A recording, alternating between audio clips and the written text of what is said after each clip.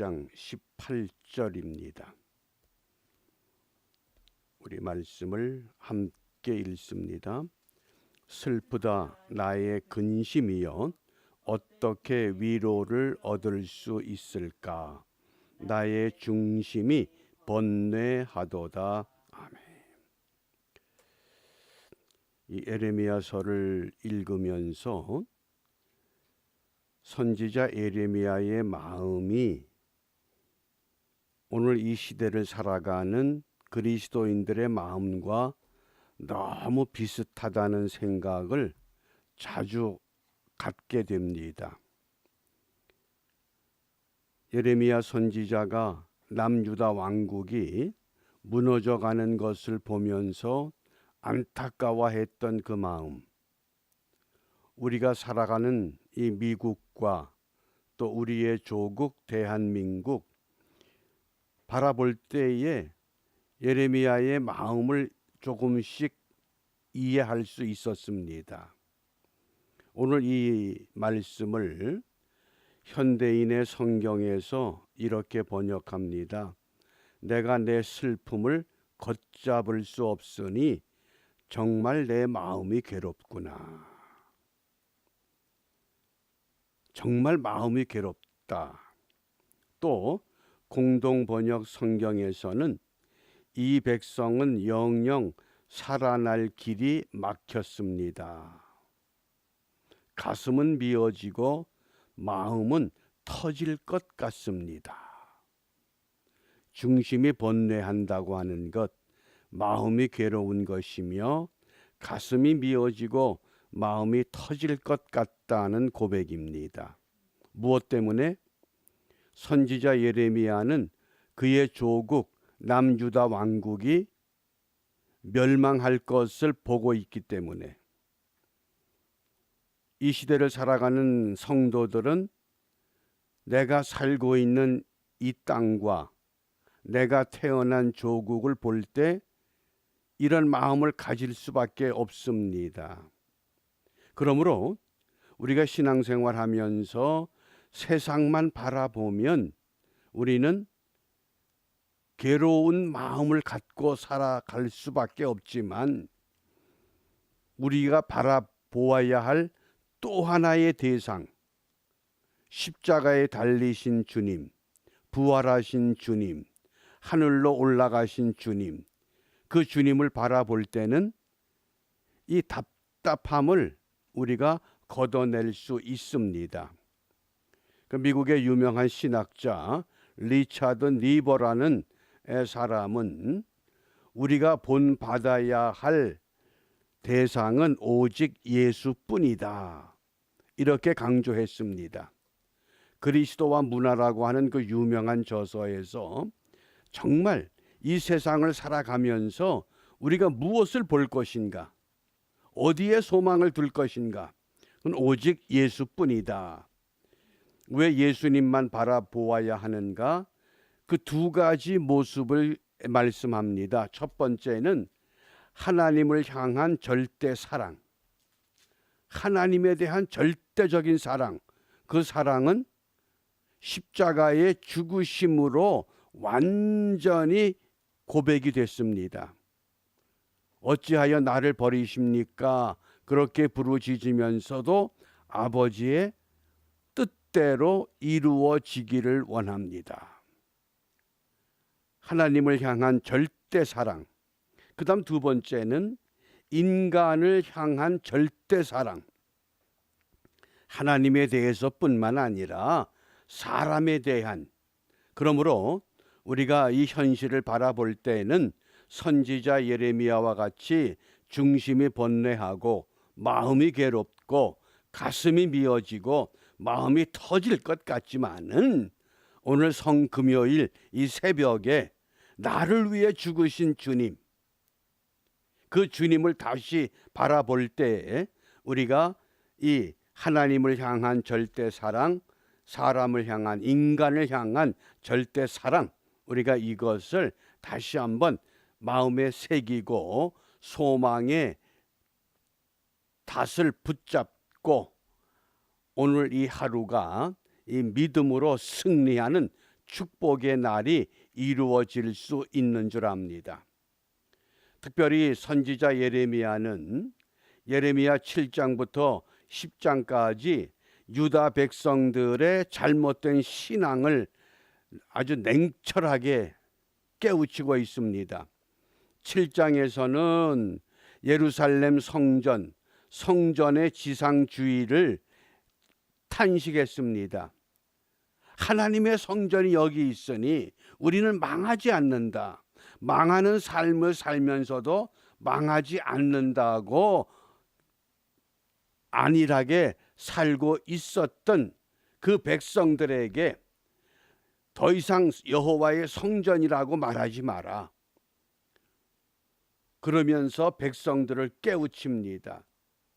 오늘 이제 8장에서는 참 기가 막힌 일들이 벌어질 것이다. 그 벌어질 일들이 무엇이냐? 조상들의 뼈, 왕의, 제사장의, 평민들의 뼈까지 전부 무덤에서 들추어내서 거리의 개똥처럼 흩어질 것이라고 탄식합니다. 우리가 이 예레미야 8장을 이해하기 위해서 예레미야가 크게 네 단락으로 구분되는 것을 소개합니다. 1절부터 3절은 차라리 죽는 게 낫겠다, 그런 탄식입니다. 왜? 유다가 망해가는 그 모습을 보면서 이렇게 망하고 이렇게 처절할 바에는 차라리 죽는 것이 좋지 않겠냐. 또 4절부터 12절은 그 비정상적인 신앙의 원인이 무엇인가. 13절부터 17절은 임박한 심판, 하나님의 징계, 하나님의 이 진노하심. 그리고 18절부터 22절까지는 결국은 무너질 수밖에 없구나, 구원받지 못하는구나, 그런 탄식입니다. 요 내용을 조금 더 우리가 구체적으로 살펴봅니다. 특별히 죽음을 원하는 이유가 있습니다. 2절 말씀에 봅니다. 그들이 사랑하고 섬기며 따르고 찾아 경배하던 해와 달과 하늘의 무수한 별 아래 흩어버리고 그것을 거두거나 묻지 않을 것이니 그 뼈들은 분뇨처럼 땅에 흩어진 채 그대로 있을 것이다. 여호와 하나님을 섬기는 것이 아니라 해와 달과 별들, 1월 성신을, 우상을 섬기는 신앙의 길을 사랑하고 섬기고 따르고 찾아서 경배했다는 겁니다.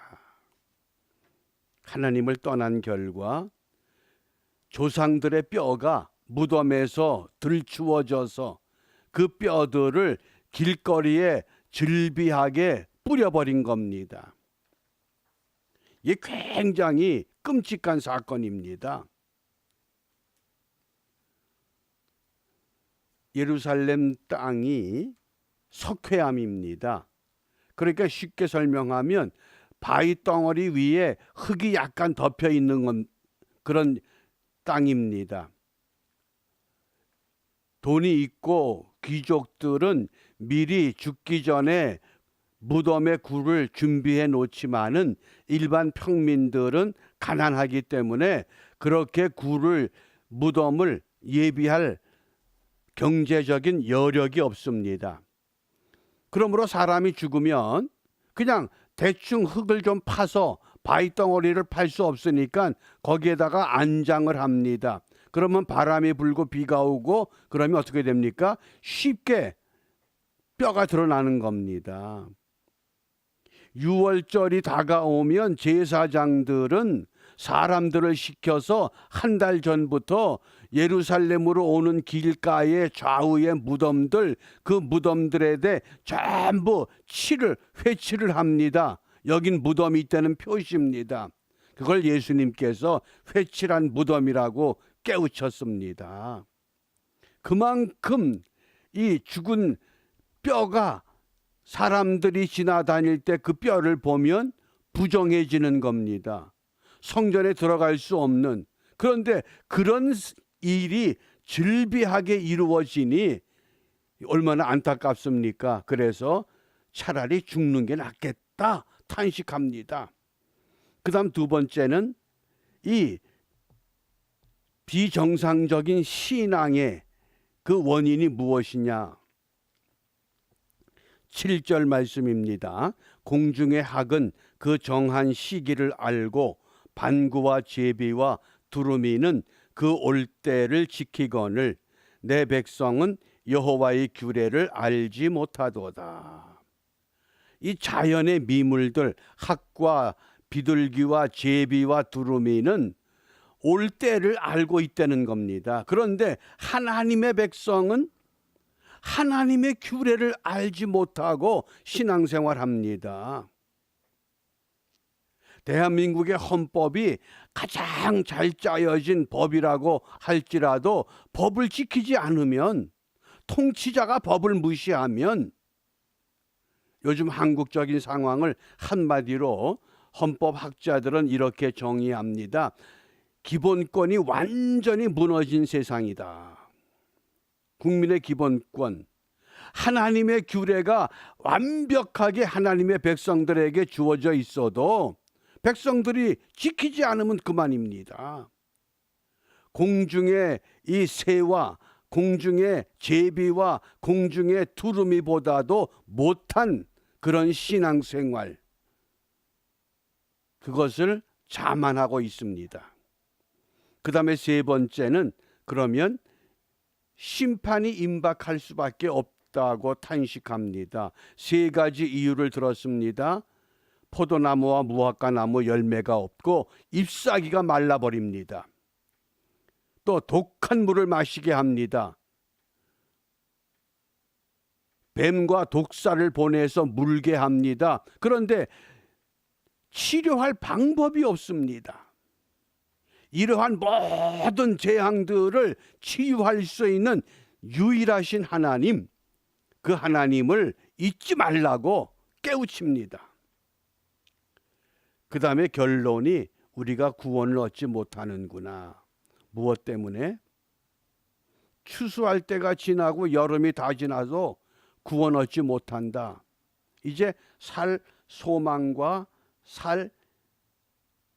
삶의 힘, 에너지를 다 잃어버린 상태가 됐다고 탄식합니다.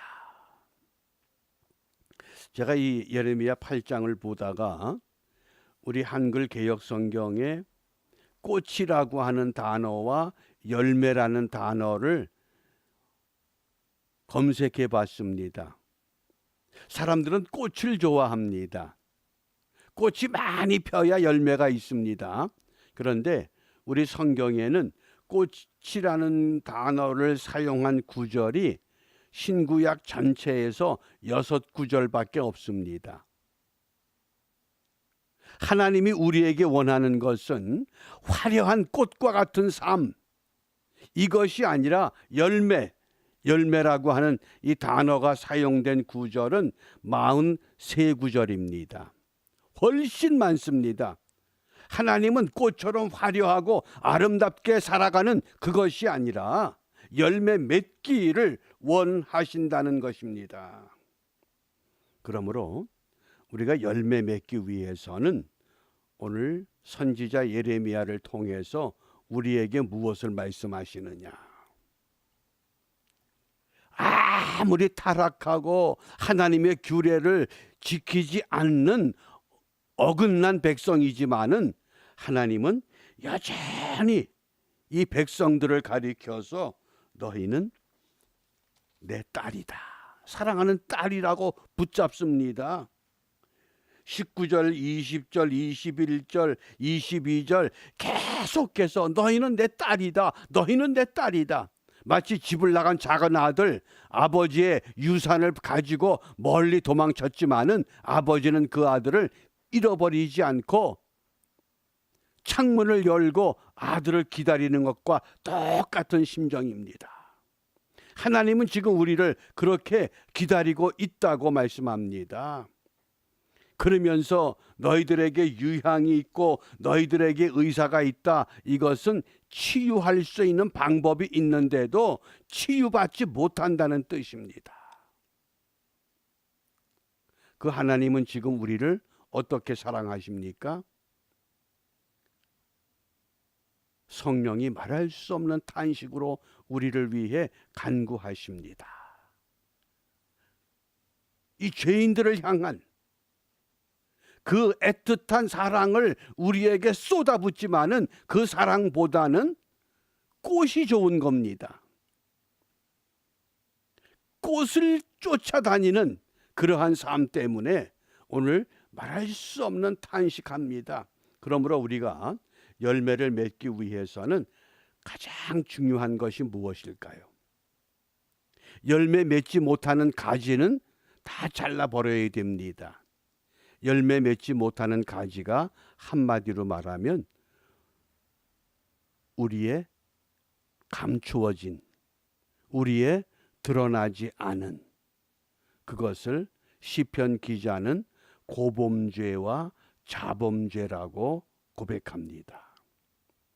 오늘 특별히 성금요일, 이제 사순절의 마지막 날입니다. 이 새벽에 우리가 다시 한번 선지자 예레미야가 유다 왕국과 유다 백성들을 바라보면서 그 마음이 애절했던 내 중심이 번뇌한다. 우리도 하나님 앞에 내 죄 때문에, 내 잘못된 그릇된 신앙생활 때문에 그런 마음을 우리가 가졌으면 합니다. 그래서 예레미야 오늘 8장 18절이 우리가 묵상할 주제가 있는 말씀입니다. 우리 함께 읽습니다.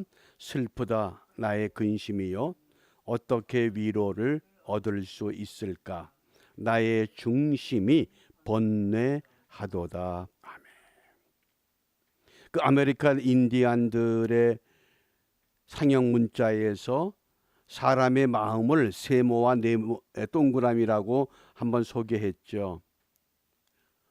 어린 아이들의 마음은 세모꼴이 돼서 조그만 잘못을 해도 그 세모의 모퉁이들이 뾰족한 것이 마음을 찌르고 찔러서 금방 깨닫는데, 나이가 들면 들수록, 신앙생활 오래 하면 할수록, 직분을 가지면 가질수록 점점 무뎌져서 웬만한 잘못이 들어와도 느끼지 못하고 산다는 겁니다. 그러니까 둥글둥글해져서 능글능글맞게 살아갑니다. 우리가 이 사순절이라고 하는 이 특별한 절기에 나의 이 무딘 이 양심, 무딘 신앙, 깨닫지 못하는 것, 우리가 이것을 깨닫기를 바랍니다. 그래서 오늘 우리가 기도의 제목을 이렇게 정했습니다. 숨은 죄를 깨닫게 하소서. 저희들을 바르게 세워 주옵소서. 우리가 바로 서면 우리나라와 우리의 민족이 바르게 세워질 것입니다. 그래서 이 땅을 불쌍히 여겨 주옵소서. 이 세 가지를 우리 성금요일에 함께 기도하며 오늘 이 하루가 십자가에서 죽으신 주님의 고통과 고난이 헛되지 않다고 하는 것을 우리가 함께 확인하는 복된 하루가 이루어질 수 있기를 바랍니다. 기도합니다. 은혜가 풍성하신 하나님, 그 옛날 눈물의 선지자 예레미야를 통하여 남유다 왕국의 잘못된 것을 깨닫게 하셨던 것처럼 오늘날 이 시대를 살아가는 저희들에게 다시 한번 선지자 예레미야의 말씀을 통하여 우리의 고범죄와 우리의 자범죄를 생각하고 찾아낼 수 있는 은총의 시간을 우리에게 허락하심을 감사합니다. 지금도 말할 수 없는 탄식으로 우리를 위하여 간구하시는 성령님의 애끓는 간구를 들으면서 우리의 숨은 죄를 고백하고 우리 모두가 주님 안에서 우리의 심령이 회복되고 치유받는 복된 하루가 되도록 인도하시고 축복하여 주시옵소서.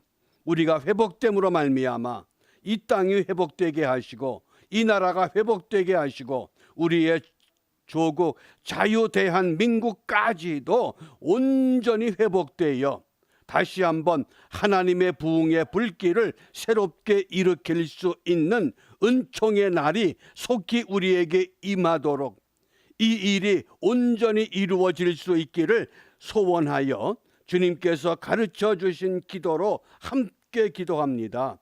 하늘에 계신 우리 아버지, 아버지의 이름을 거룩하게 하시며 아버지의 나라가 오게 하시며 아버지의 뜻이 하늘에서와 같이 땅에서도 이루어지게 하소서. 오늘 우리에게 일용할 양식을 주시고 우리가 우리에게 잘못한 사람을 용서하여 준 것 같이 우리 죄를 용서하여 주시고 우리를 시험에 빠지지 않게 하시고 악에서 구하소서. 나라와 권능과 영광이 영원히 아버지의 것입니다. 아멘.